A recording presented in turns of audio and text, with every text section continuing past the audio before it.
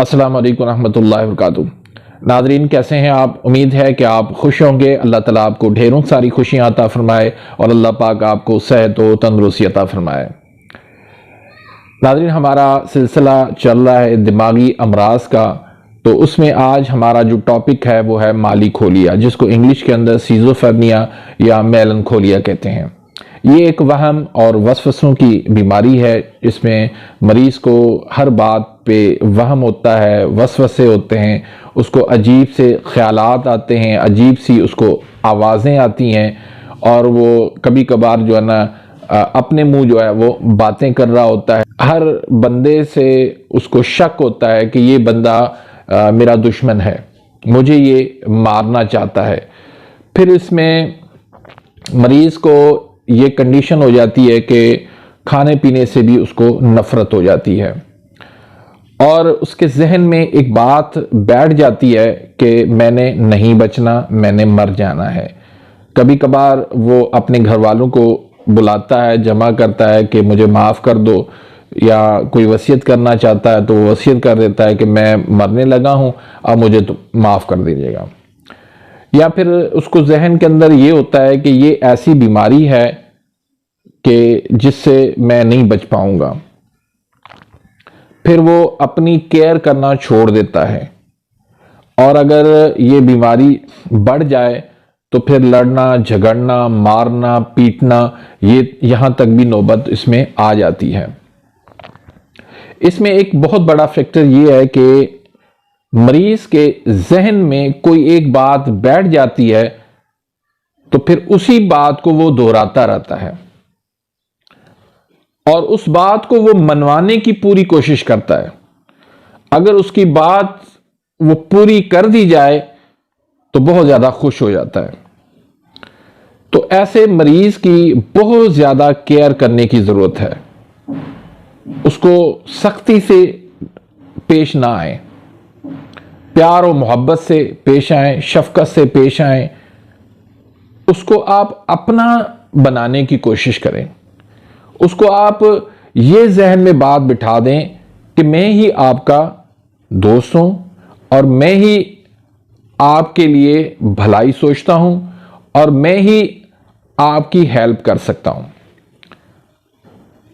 अब अगर उसके जहन में ये बात उस मुआलिज ने बिठा दी कि मैं ही आपकी हेल्प कर सकता हूं और मैं ही आपकी मदद कर सकता हूं और मैं ही आपका इलाज कर सकता हूं और मैं आपका दोस्त हूं, दुश्मन नहीं हूं, अगर ये बात उसके जहन में उसने बिठा दी तो मुआलिज जो है वो कामयाब हो जाता है। अबू अली सीना का वाकया आता है कि एक शहजादा था, उसको ये मर्ज लाक हो गया माली खोलिया का।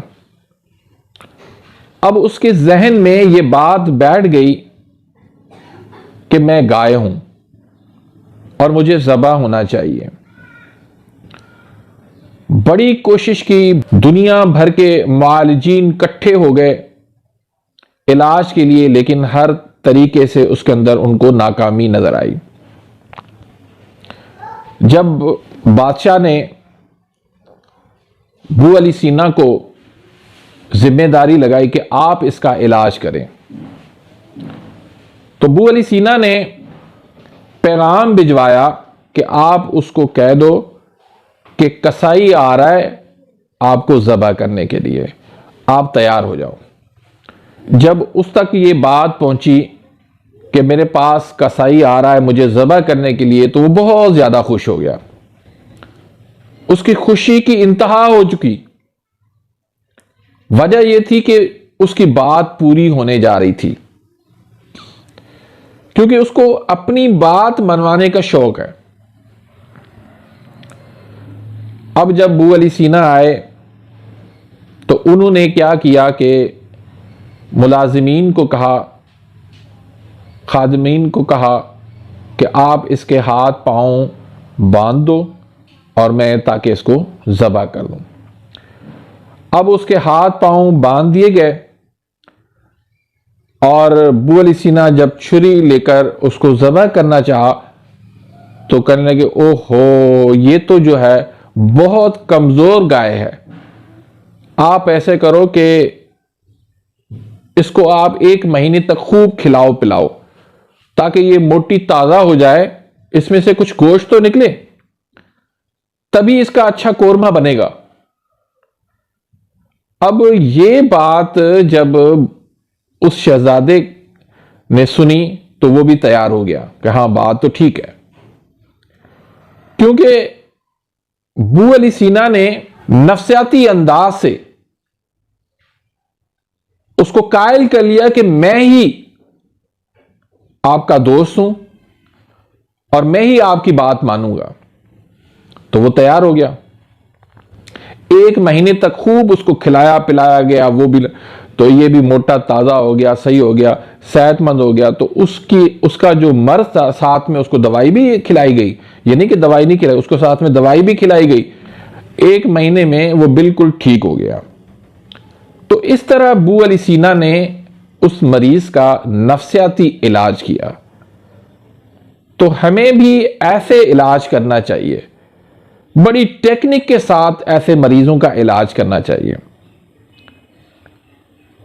बहुत सारे ऐसे मरीज मेरे पास आते हैं, उनके जहन में एक बात बैठ जाती है।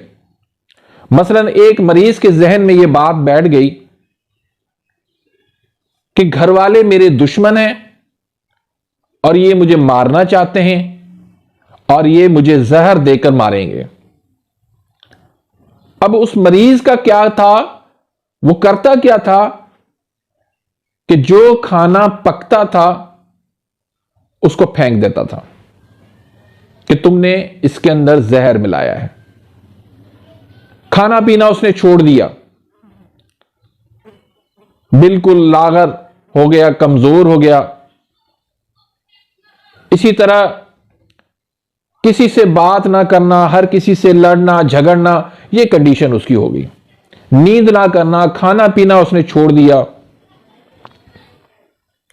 लेकिन जब उसको यह तसल्ली हो गई कि मेरा मुआलिज जो है यही मेरा हमदर्द है, तो उसने उसकी बात मानना भी शुरू की, उसकी दवाई भी खाना शुरू कर दी, तो वो ठीक हो गया।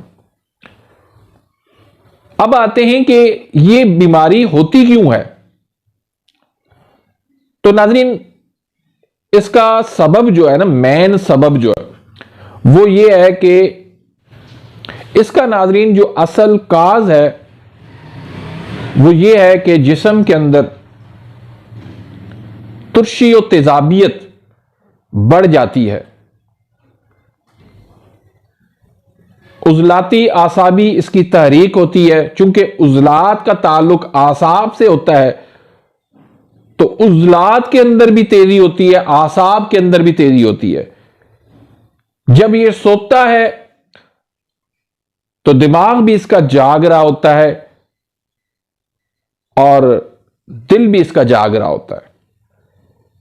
दिमाग के अंदर सोचे ख्यालात बे इंतहा होते हैं, तो इसकी वजह से यह बीमारी लाक होती है। अब चूंकि इसमें जो है हरारत की कमी होती है,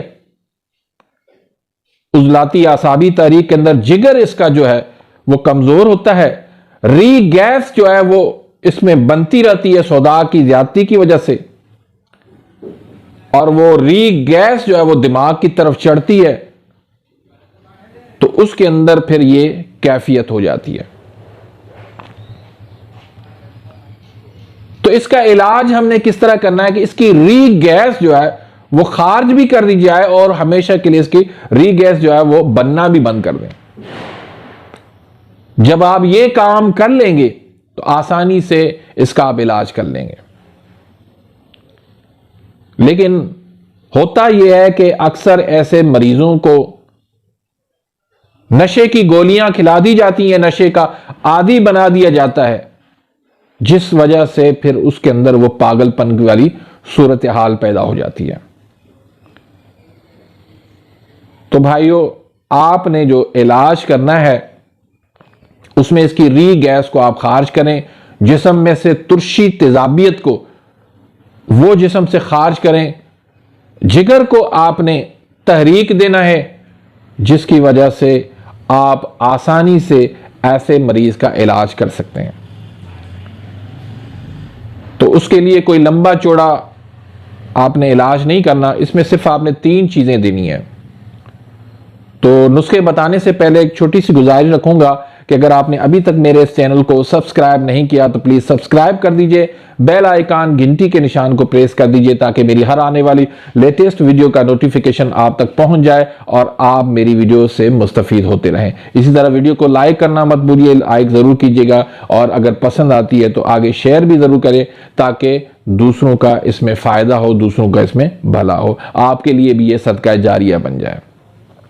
तो नाज़रीन, इसके लिए आपने वो तमाम चीज़ें जो हरारत को कम करती हैं, तुर्शी तेजाबियत को बढ़ाती हैं और बलगम पैदा करती हैं, वो चीज़ें आपने इनकी बंद करनी है। जैसे आसाबी उजलाती मिजाज की चीज़ें हैं और उजलाती आसाब मिजाज की चीज़ें हैं, ये आपने बंद कर देनी है।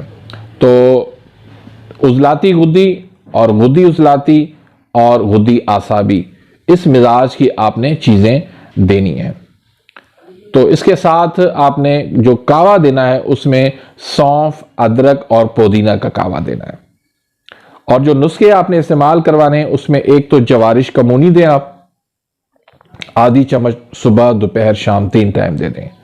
उसके अलावा 5 मुलय्यन उसका नुस्खा आप दें और फिर 5 हाजम का नुस्खा आप दें इसको। उससे इंशाल्लाह इसकी री गैस भी खारिज हो जाएगी और इसको सुकून आ जाएगा और आसानी से इस मर्ज से वो अब निजात पा लेगा। तो उम्मीद है कि आज की इस वीडियो से आप मुस्तफीद हुए होंगे। मिलते हैं इंशाल्लाह नेक्स्ट वीडियो में, तब तक के लिए इजाज़त, अल्लाह हाफिज।